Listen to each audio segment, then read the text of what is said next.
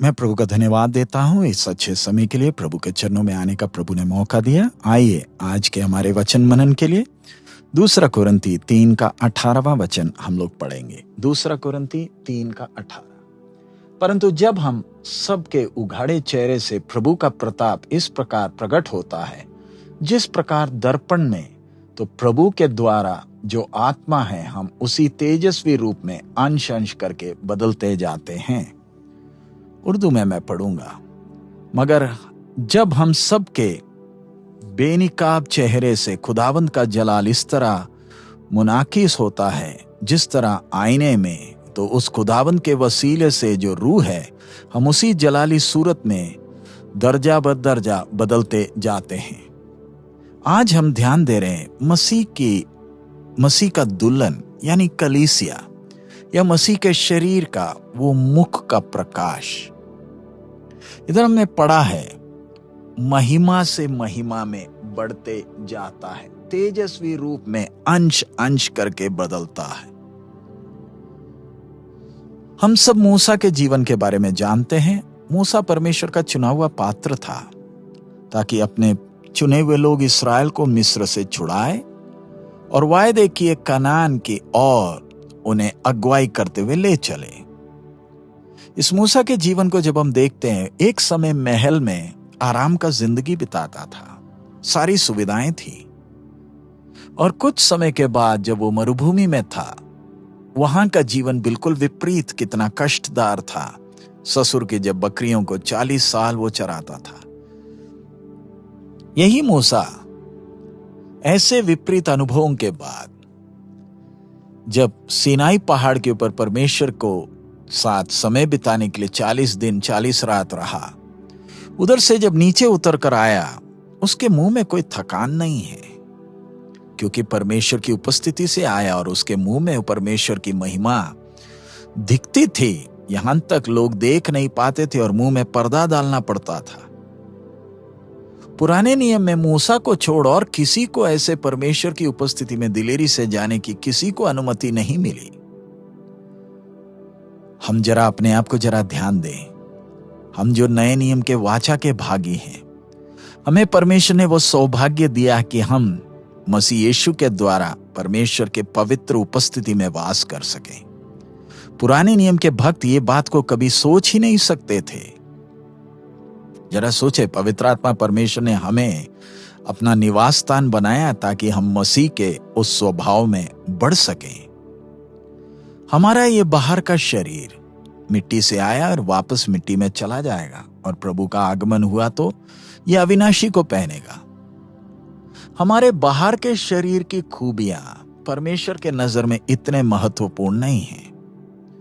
जब हम अपने आसपास देखते हैं, हम देख सकते हैं हमारे आसपास के लोग, भाई बहन, मनुष्य अलग अलग रंग हैं, शरीर में अलग अलग, सब एक जैसे नहीं हैं। कई विकलांग हैं जिनके शरीर में कई अंग नहीं हैं। ये सब बातें हमें क्या बता रही है? परमेश्वर का ध्यान हमारे बाहर के शरीर के खूबसूरती में नहीं है।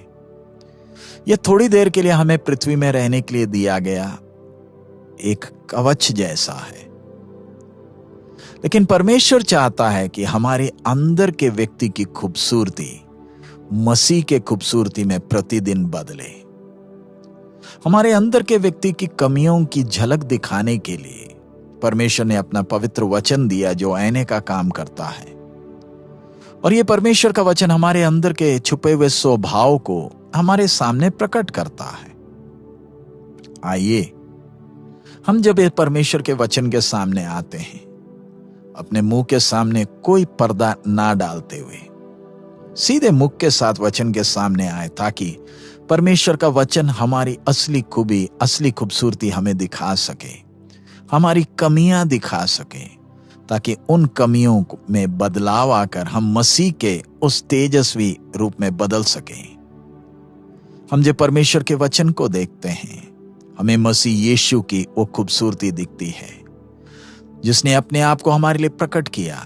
आइए हमारे अंदर ये इच्छा बढ़े कि हम भी मसीह की तरह बढ़ सकें और पिता को हम दिल से प्यार करें और उसकी इच्छाओं के अनुसार चल सकें।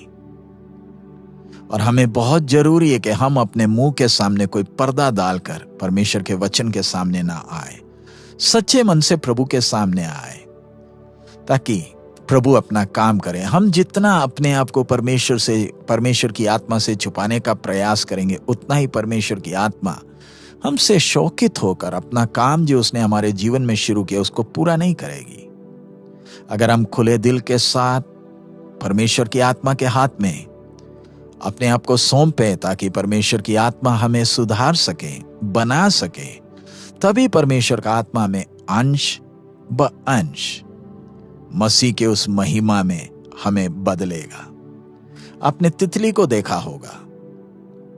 तितली की एक खूबसूरती जब जन्म लेती है तब ऐसे नहीं है, एक छोटे कीड़े की तरह है। धीरे धीरे वो कीड़ा बदलता है और एक समय खूबसूरत रंग दिखते हैं।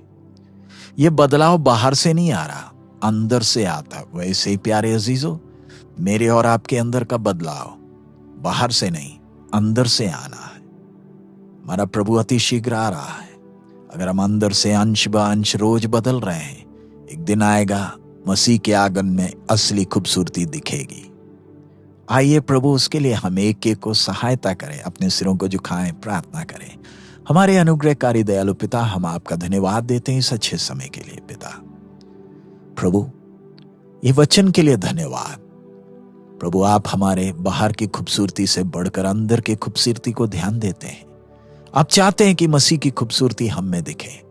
उसके लिए हम हर एक अपने आप को आपके हाथ में सौंपते हैं। बाप प्रभु, हमारी कमियों को साफ साफ देखकर, समझकर, प्रभु आप मसीह के उस खूबसूरती में बढ़ने के लिए हमें सहायता करें। सब महिमा आप ही को देते, कभी आपको शौकित करने का मौका ना हो। यीशु मसीह के मधुर नाम से मांगते हैं, आमीन। हमारे प्रभु का आगमन नजदीक है। आइए इन दिनों में अपने आप को परमेश्वर के वचन के सामने नम्र और दीन करें, और परमेश्वर की आत्मा हमारे जीवन में जो काम शुरू किया है उस काम को पूरा करें, ताकि हम में मसीह की महिमा दिख सके। प्रभु हम सबको आशीष दे। हमारा प्रभु अति शीघ्र आ रहा है। मारा ना था।